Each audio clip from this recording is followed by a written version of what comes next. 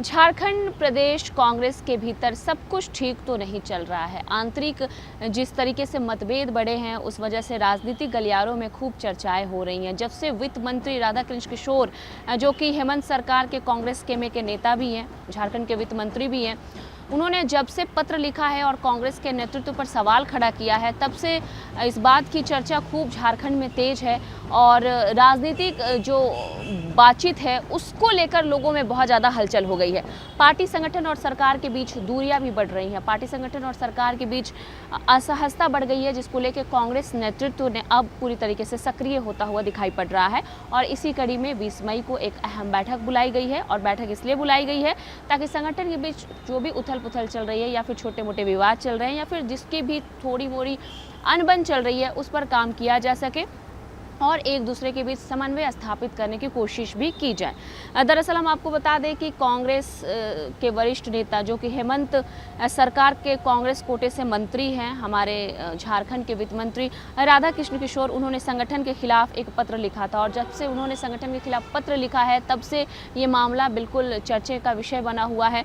उन्होंने सीधे सीधे प्रदेश अध्यक्ष यानी कि कांग्रेस प्रदेश अध्यक्ष केशव महतो के खिलाफ एक ऐसी बात कह दी है जिसको लेकर मामला पूरा का पूरा उथल पुथल होता हुआ दिखाई दे रहा है। उन्होंने सीधे सीधे ये कह दिया कि उनकी नेतृत्व क्षमता इस तरीके से नहीं है कि आगे की रणनीति को हम लोग सही तरीके से चला सके।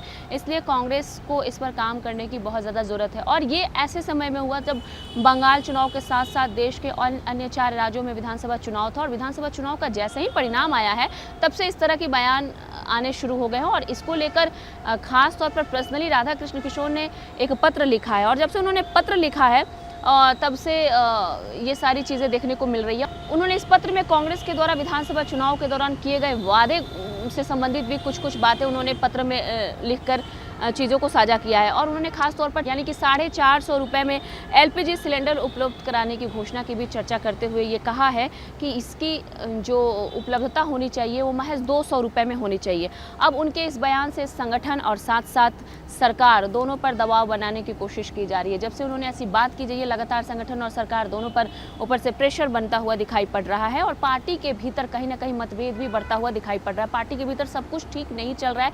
हालांकि ये चीज़ हमने आपको वीडियो के शुरुआती दौर में ही बताया है। कांग्रेस नेतृत्व इस बात को लेकर बहुत ज़्यादा चिंतित दिखाई पड़ रही है कि अंदरूनी विवाद अगर थोड़ा भी बाहर दिखाई पड़ता है तो इसका सीधा सीधा असर संगठन के कामों पर दिखाई पड़ेगा। बाहर में लोग 10 तरह की चर्चाएं करेंगे, जो कि अभी चर्चाएं होनी शुरू भी हो गई है राजनीतिक गलियारों में। इसलिए इन तमाम बातों को मंत्रियों को या फिर अंदर जो भी लोग काम कर रहे हैं वो तमाम लोग के साथ एक बैठक बुलाई गई है, ताकि जिनके अंदर भी एक दूसरे को लेकर द्वेष है या फिर उन लोगों के अंदर जो भी आपसी तालमेल में गड़बड़ हुआ है उन तमाम तालमेल को एक तरीके से फिर से स्थापित किया जा सके।